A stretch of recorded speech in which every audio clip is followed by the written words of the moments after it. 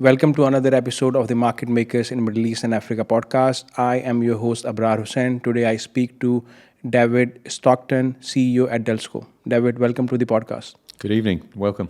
Yeah, David, you had a very interesting career leading various companies, now CEO of Dulsco. Tell us about your story.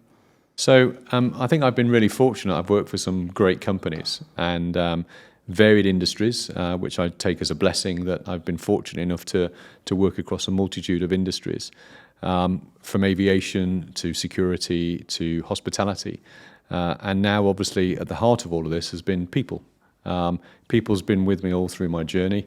The commercial pragmatism of delivering a service, and obviously a customer-driven business across everything I've worked in, I think has really helped shape how I've operated and certainly how the business have operated. Perfect. Dulsco has a very rich and a long history, and it has been quite successful. Tell us a bit more about Dulsco and what factors has contributed to its success. So Dulsco is a fantastic company. It's got, as you say, a rich history. We're actually older than the country of the UAE. We were founded in 1935. A great story of our founder walking the creek and seeing some chaps that needed a dhow unloading, offer to help. That he helped. The dhow said, "Can you come back tomorrow?" And he said, "I can, but there'll be a fee."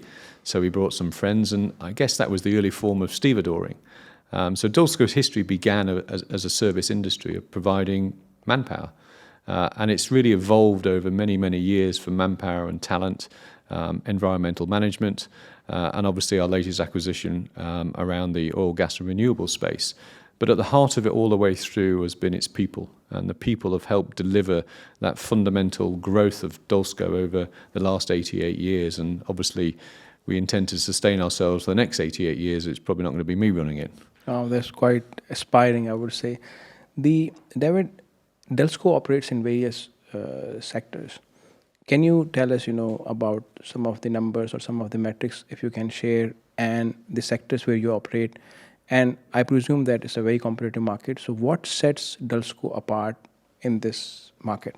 So Dulsco operate the group across four verticals. Our eldest vertical being our people business, which is Dulsco People. That's been around since 35. Our environmental services, they've been around for about 25 years, which predominantly started as a transportation business, but has evolved into a multifaceted environmental company.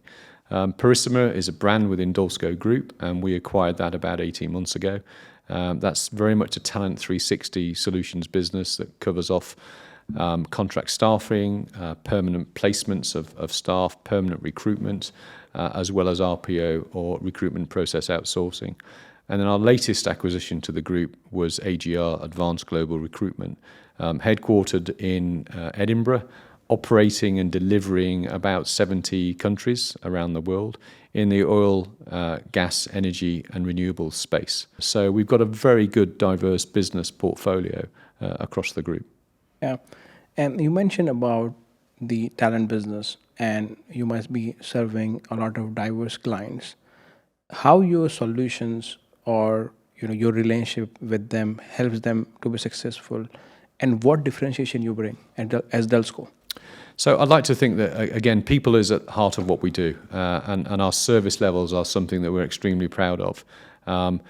There's not really a no answer. We've got to find a solution. And I think the big transformation that we made over the last 7 years has been about output-driven solutions. Many people will look to service customers just because there's an absolute need or they need to produce or sell something. I think listening to the customer, very much on the receiving end rather than just the transmitting is critical to what we do. Differentiation can come in many ways. Some people see it as a commercial differentiation. Some people see it in a quality. I think it's a blend of many different facets.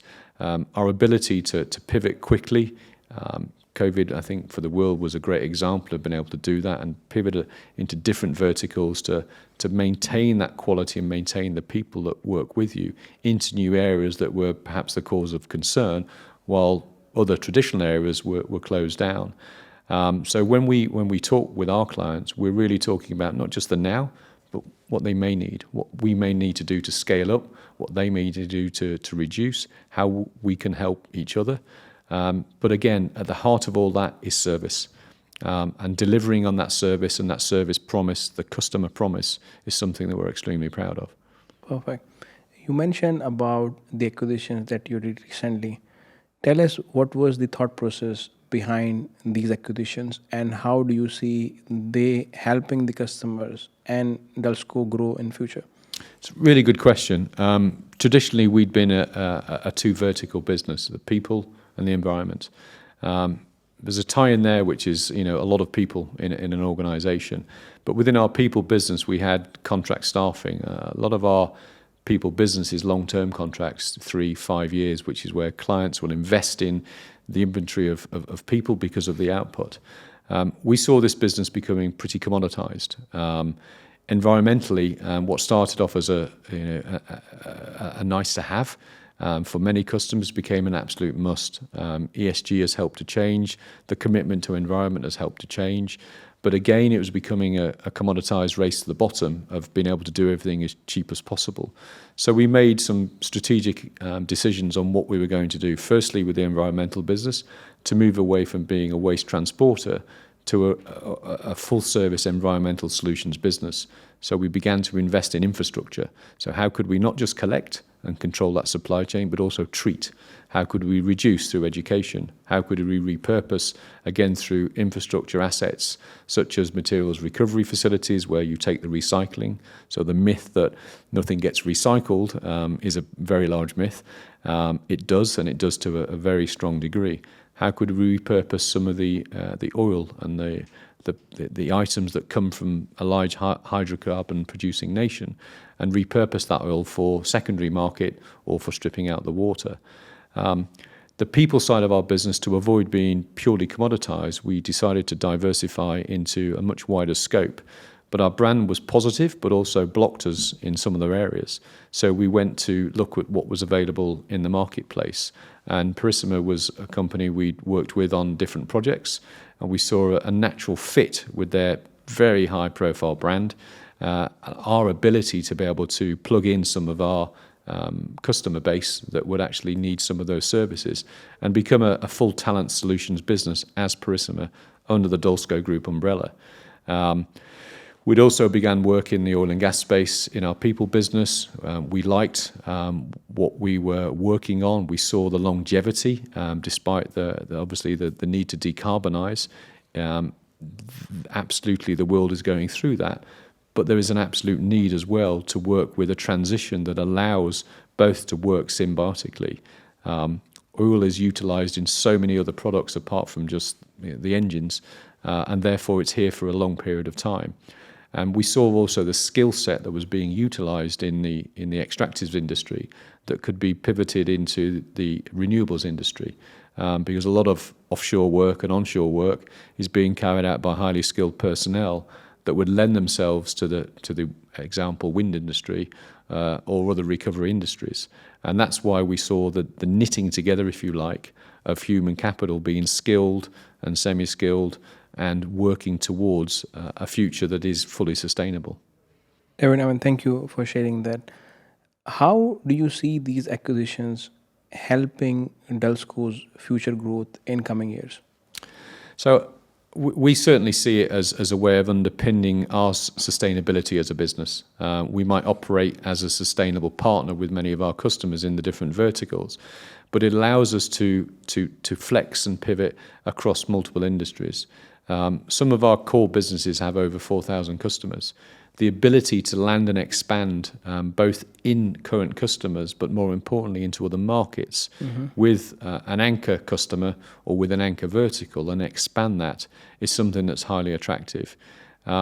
We will reach capacity in certain areas that, all we will do is trade businesses with competitors. Is that the right thing to have pure organic growth? It is, but it's a balance because we need some inorganic growth in other markets, which we might do through M&A. But equally, organic growth can come through landing and expanding into other markets with the verticals we have today. And again, I go back to that people element. It knits together all the things we do through talent. So I mean, it provides you inorganic growth. Plus, you have existing customer where you can utilize the solution to pitch them. So it will help you enter the new market at the same time utilize your current customer base as well. Absolutely, and I think the third element to that is the opportunistic piece. Um, the UAE made a conscious decision to go and win Expo. We were delighted to be the official waste partner for Expo 2020. That has helped us to do, and I think the country helped to do, is to use that as a launch pad to be able to drive further environmental initiatives, and hence the reason COP28 obviously is upon us shortly. And the ability to take lessons learned, some of the technologies that were used to be able to have a 91% diversion in the waste space for us was phenomenal. And I think that has been borne out around the sustainability message that the UAE's been on as a journey, which is widening out into the further GCC. And again, companies like ourselves are well positioned to support the customer base with that. Perfect. And what all countries you operate, David, and will these acquisition be working with you in all the markets, or it's only for UAE? Can you share more on that?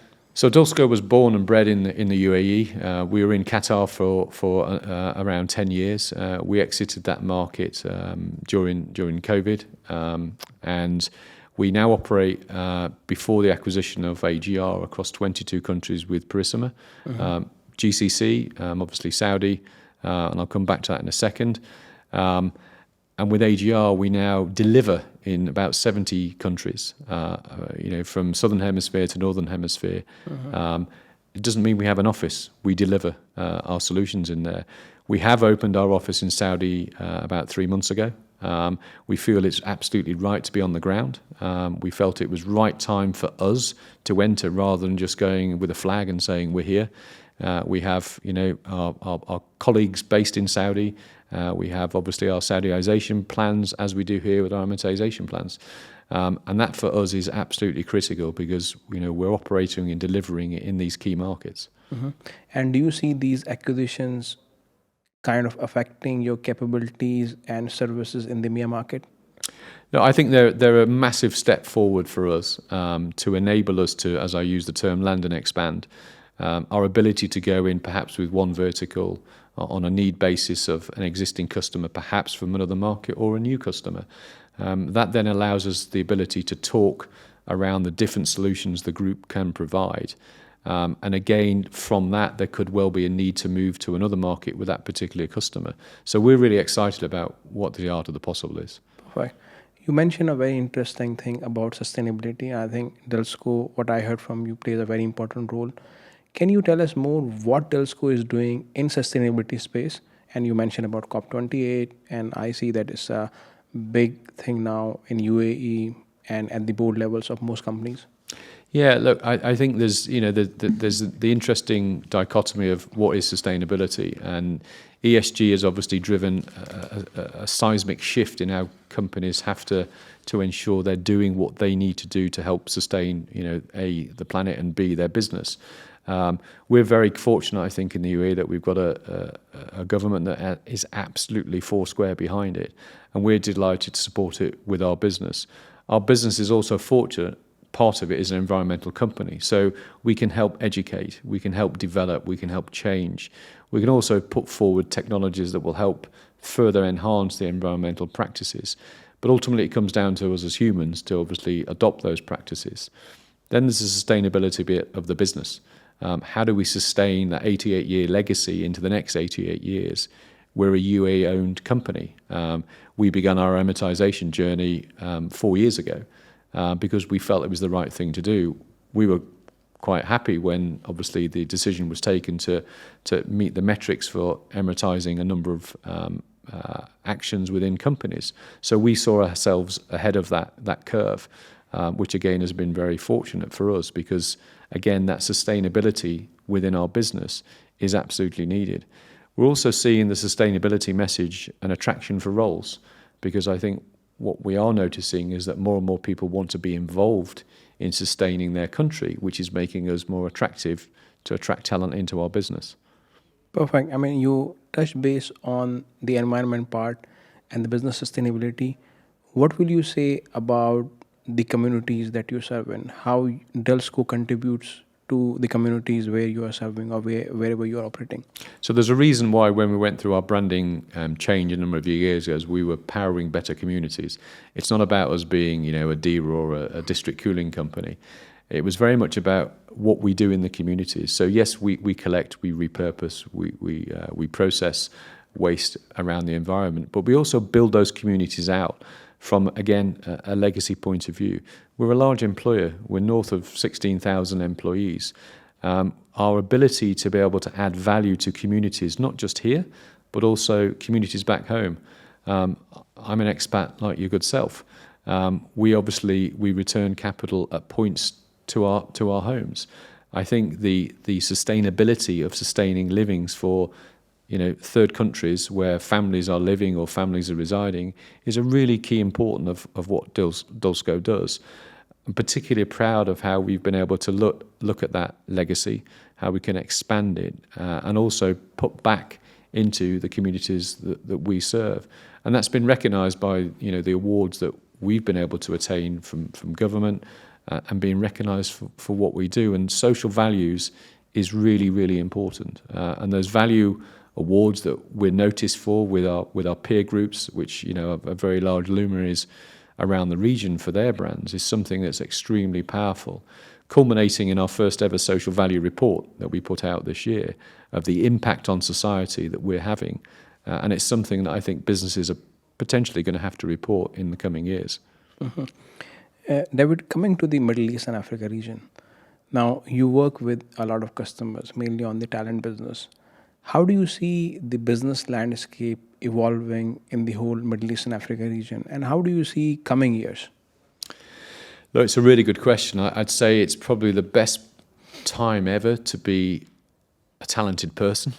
It is a challenge. It's a market that is offering a huge amount of opportunity for the right talent. I think that's where the opportunities within business to grow your talent internally, look at everything you can do to maintain it. But when you're trying to attract it, it's not just the headline, which it used to be as a number. It's now everything around it. We look at the different demographics of people that work in the region. We look at the different generations of people that work in the region. It's changed dramatically in my working career, and it's changed dramatically in the 7 and a bit years I've been with Dulsco. So the ability now to attract and retain is critical. The wider landscape, we've seen a demographic shift. I think we've been blessed with the capabilities and attractiveness of coming into a hugely growing nation. That growing nation now has expanded further into the GCC. We're seeing the Kingdom of Saudi Arabia growing rapidly and accelerating really, really quickly. There's a talent push to go into different markets, led usually from a headline. But I think now there's a sensibility around that. What's my market route now for me? What is my career route for a certain age bracket? For another age bracket, it's entirely different. It's very much a quicker churn than it perhaps used to be, certainly for my generation. I'd say the generation after me, but the even younger generation, is a massive seismic shift of the here and now. And that is absolutely where sustainability comes in. That's where ESG comes in. And it is about what else, how's it going to affect me in the planet? How's it going to affect me in my role? Do I have the flexibility? And I think that's going to continue. Mm-hmm. Now, sharing more experience on the talent and attracting talent, what advice will you give to the companies here if they want to, and how they can attract the best talent? And apart from attracting, how they can retain them? How you do it at Dulsco, and what advice will you give to your peers or the customers in the Middle East and Africa region? So first thing I do is I call Charisma Talent, because obviously we could, shameless plug, but I think genuinely the insights of sharing some of the challenges that companies have. There's a very different need for the ones and twos of talent attraction versus the bulk hiring of the 40s and 50s. Mm-hmm. And that perhaps needs a different approach today than it did 5 years ago. Talent retention is critical to any business. There's also the fluidity of talent that perhaps does need to move on because they've either reached a ceiling or we can't sustain them because they're on such a great growth pattern. I think there's been quite a lapse in people ensuring that they want to stay with a business for a period of time. I think succession planning is a big issue, and that's where talent retention really comes into it, but also talent placement. And perhaps that's something that's going to grow, to place talent out into other businesses to bring them back again, so they can get a wider experience. Historically, there's been a great deal of people staying for a very long time in organisations, certainly if they've come up through the ranks, but they haven't progressed as far as perhaps they could have done. So there will be a need for a new talent coming through. I think when you've got your employees, look at everything you can do to protect, hold on to. It doesn't just mean, the dollar value. It means everything around, how you're treated, how you're looked after, how you operate, how involved are you in the business and the planning of the business, how are you in the future thinking of the business. All of those elements add to you feeling valued as a person. We all get up out of bed every day to go and do a good job. If you're not feeling valued, then you're going to struggle to deliver that, and that's when you start to get itchy feet. I mean, you mentioned a very important thing where you said how you're valued, how you're involved. I think the culture, in a way, plays a very important role when talent kind of applies for jobs or when you want to attract talent. How leaders can have or build a very good culture, a culture of innovation, a culture of kind of where talent can thrive. What advice will you give to businesses here in UAE and across the region? So look, I think, as leaders, we have an enormous part to play. We have a part to play to lead from the front, but that doesn't mean top down every idea. It means a collaboration of top down, bottom up, to come together to look at what is the best approach for the business, what's the best approach for the people. You're so right about the culture. The culture can be killed by one or two people in a large organisation. They may not be leaders, but the toxicity can cause enormous problems. Finding that quickly and dealing with it is essential. But I think when you've got a fostering culture of innovation, you've got one of desire, one of growth, one of passion, work hard, play hard. But the feeling of actually doing it together, so it's not I, it's we. And when we are successful, then everybody shares in that success.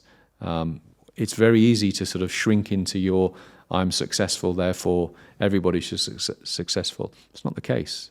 We've got to deliver this as a team, and everybody should feel part of that team in whatever part you play. Mm-hmm. My next question is on, we discuss about opportunities, how we can be better, but what challenges businesses face in Middle East region and how they can overcome them? No, I think going back to your question a couple ago, talent. Certainly in the spaces we operate, and I suggest for most businesses, being able to find the right talent. You can find what I call a warm body, but is it the right person for the role? I think technology is playing an enormous change to everything we do and how we operate. It used to be, how do we have 10 people doing a certain role? Actually, the machine can do it much quicker. It doesn't mean we don't need the people. We need different people to do different things to give us different outcomes. I think, digitalization, technology is going to change how we operate. So we've got to have one eye on talent, the right talent for the right role, but we've also got to have one eye on what's next in terms of technology and where it's going to help us get to. And once we get there, what's the next stage? And that's where I think the blend of man and machine or person and machine comes in. Perfect. David, my last question. You have led various companies and now very successfully leading Dulsco as well, having various acquisitions, growing into new markets, growing the business. What advice will you give to entrepreneurs or to established business leaders, how they can build a very sustainable business which can thrive in coming years and how they can grow it? So what 4 or 5 things you will say, look, if I see a business from outside, this is how I'll say it's a very healthy business and the leader is doing the right thing? Look, I think the first thing is that you've got to believe in what you're doing. It sounds obvious, but you can see so many people that they're not foursquare behind what they're actually doing. They're either doing it because they think there's a quick return, or it's an opportunistic because that's the way the market's going. But you've passionately got to believe in what you're doing. You've also got to be passionate about your team. Once you've found your team or you're building your team, you've got to back them, and they've got to feel that they're backed as well. And it can't be just, whipping people when things go wrong. You ride the rough and the smooth together. That way, I do believe you'll have the outcome that you passionately believe you're trying to do. Don't be a me too. Take the best elements of people you meet, network as much as you can, not necessarily always to sell them your solution or your product, but actually pick the best of all the traits you see of different people and knit them together to become you. Because there's a reason why you've decided to be that entrepreneur or to put that product out, to be that leader, because you have so much more to give that you've pulled together from very, very different backgrounds, different attributes. And I think that's an incredibly powerful thing to buy into. When people see that passion, people see that determination, people see that drive, then it's infectious. You're behind it. If someone snapped you in half, you should see your brand. You should truly see what you're standing for. If you're just delivering a message or a story because that's what you're getting paid to do, then you're probably doing the wrong thing. You're probably backing the wrong person. So I'm 100% believer. Believe in your leader. Challenge them. Be open to challenge. Use the two things that you were given, to listen and to really take a pulse of what people are feeling, because culture is absolutely important, whether you're a one-person outfit, 5-person or 50,000. That culture is absolutely imperative. And take time to understand it. Take time to move away from the balance sheet, the P&L, and go and listen to what the heartbeat is, because you'll learn so much more. Perfect. A follow-up question on this. Do you see technology as a very important player in having a sustainable business, or do you see that technology can help in building a very healthy business? I think it's both. And they both have, whether it's equal, they both have different parts to play at a point in time. Unfortunately, sometimes decisions are made on emotion. If you've got data, then you can make far better informed decisions. There will always be the gut instinct. There will always the feeling that one should get behind this. But I think technology is improving how we do things. I think the speed and the desire to get things done quicker is a demand of a customer, of the market. And I think it's imperative that we adopt to how things are moving. I mean, you and I are sitting here having a podcast. We could have had a phone call, but actually we've got that human interaction that we're able to do. But the technology that's behind this is phenomenal. I think from a business-led technology, it's right to invest in the technology that's here and now, but it's also, slightly further ahead, because we genuinely don't know what's coming. We've seen the last, 2 years, the way technology has just exploded so rapidly. And I think we're all playing catch up now, whereas before we were all crying out for it. And that's probably something that, a real positive that came out of COVID. We're all able to digitalize that much quicker. Perfect. David, it's a pleasure to have you. And thank you very much for coming. Thank you very much.